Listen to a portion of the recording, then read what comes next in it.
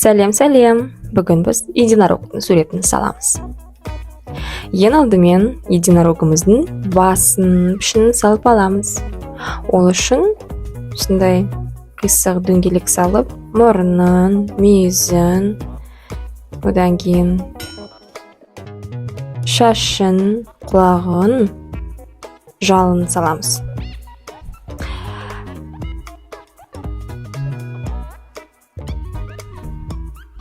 Денесіне көшеміз. Өте оңай.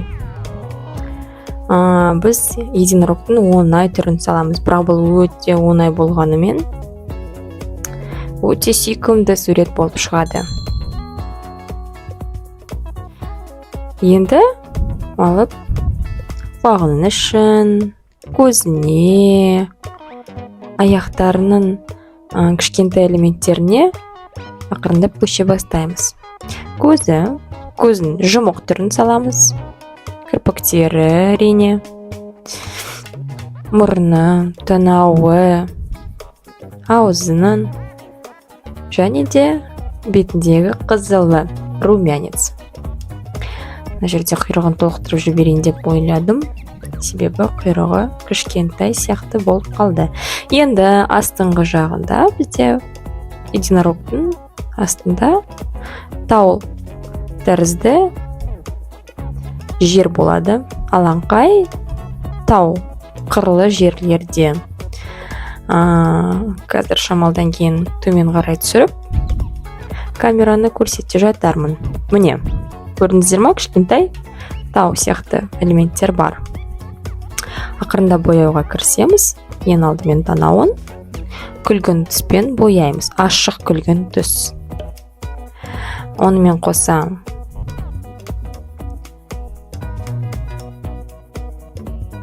жалы осындай түс болады. Күлгін, ашық күлгін түс.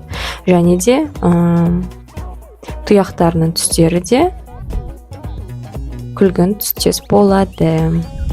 Қатты күлгін түспен боямаңыз. Егер гуашьпен боясаңыз, күлгін түсті ақшыл түспен араластырсаңыз, ақшыл күлгін түс шығады.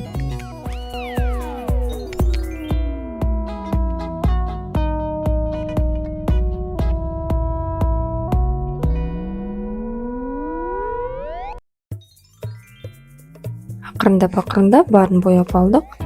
Мына жерде тағы да кішкене құйрығын толықтырайын деп шештім. Не осындай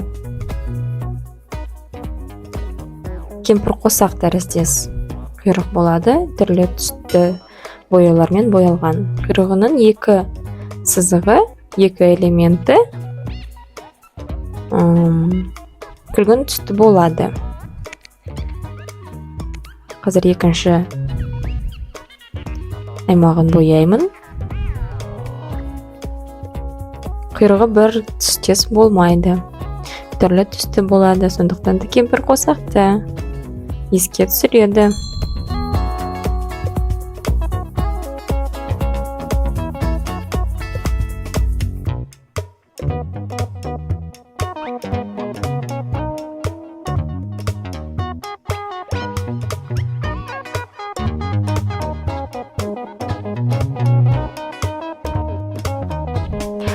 Ал енді ақшыл қызғылт түсті аламыз. Біздің единорогымыз ақшыл түсті қызғылт болады. Денесінің, басының барлығын осы түспен бояп шығамыз.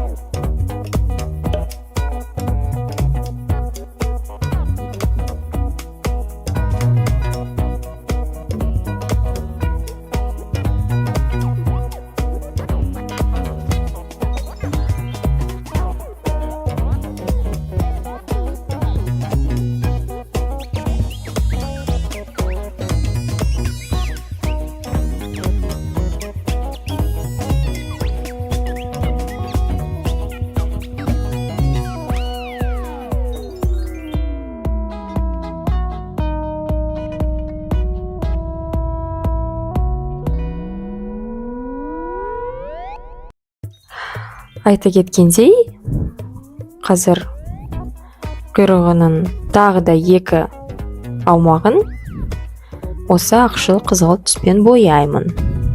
Ал қалған 2 аумағы сары түсті болады.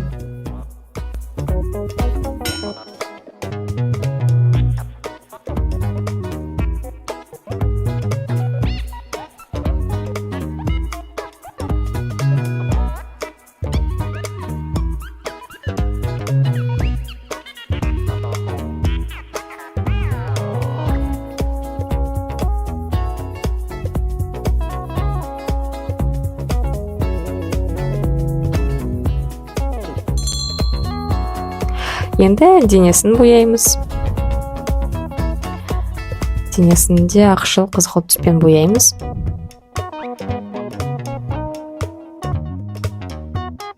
Барлығын ешқай жерін қалдырмай бояп шығамыз. Қарындашпен да боясаңыздар болады.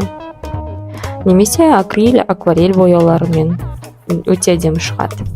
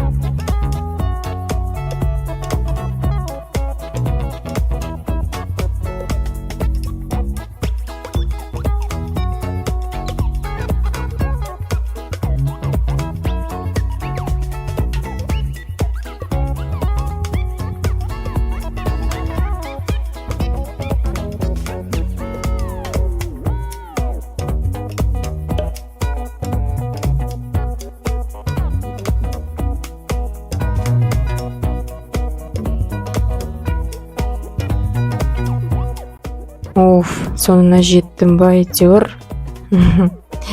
Енді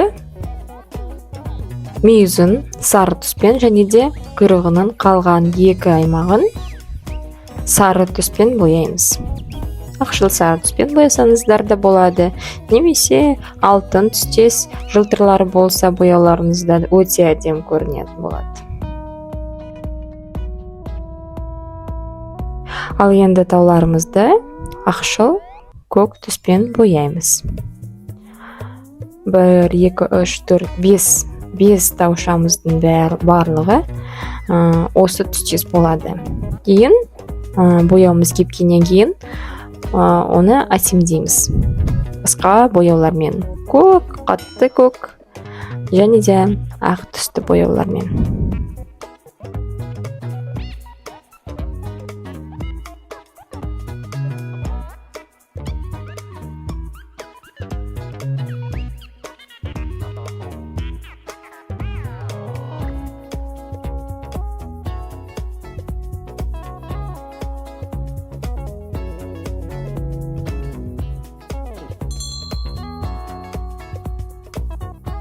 Барлығын бояп шықтық. Енді мына жерде болттар бар. Соларды да бояймыз.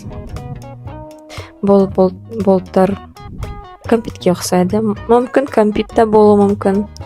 Енді қара фломастерімізді алып, танауының мұрнын танауларын саламыз.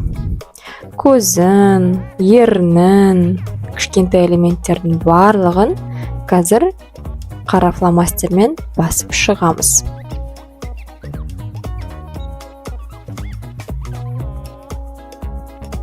Мына жерде құлағының ұшы қара түспен емес, күлгін түспен басамыз. Енді ақ фломастерімізді алып, бетінің қызылы дейді ғой. Енді қызғылт түске қызыл сала алмағандықтан, оны ақ түспен бояймыз. Енді жалының шаштарын сондай ақ фломастермен алып әсерлейміз, әсемдейміз, мәнді қыламыз суретімізді. Және де қазір күлгін түсті алып, единорогымыздың денесіне осындай кішкентай нүктешелер саламыз. Өте әдемі көрінеді сонда. единорогымыз өзі негізі единорогымыздың шаштары бар ғой, қылдары. Сол қылдарын суретте бейнелеген түріміз. Енді ақ фломастерлерді алып, таушаларымыз кепкеннен кейін кішкентай осындай элементтерді саламыз. Барлық тауларда әртүрлі элементтер болады. Бұл жерде бірінші тауда егер кішкентай нүктешелер болса, екінші тауда кемпір қосақ тәріздес осындай сызықтар болады. Күлгін түспен, ақ түспен араластырсаңыз болады, немесе қатты көк түспен де салсаңыз болады, әсемдесеңіз. Үшінші таушада бізде сызықтар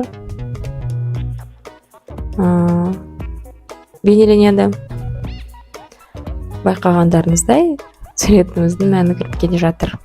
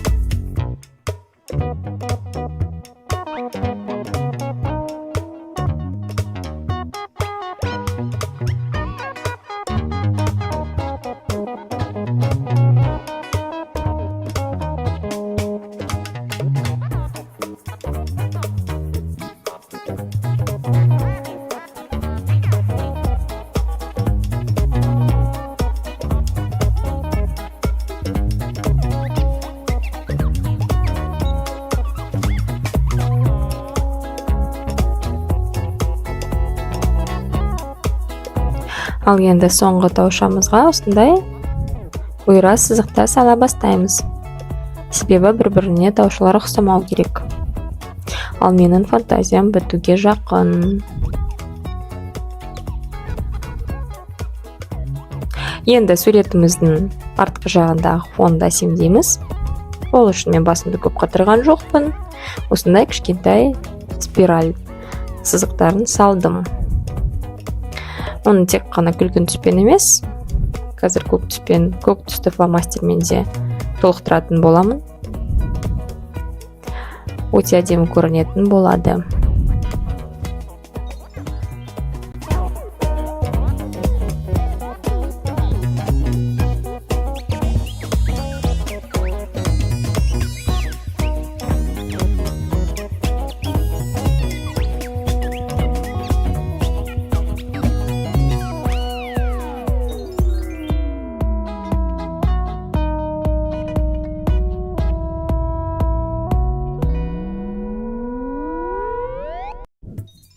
Енді отыра өзінің көк болтшаларымды көк фломастермен, ақшыл көк фломастермен бояйын деп шештім, себебі гуашьтың түсі ондай қанық емес болып шықты.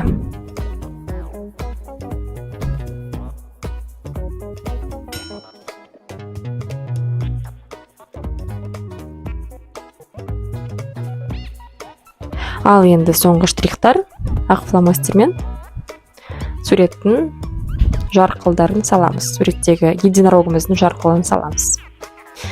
Мұрнынан, қолдарынан, болтшаларға да салуға болады.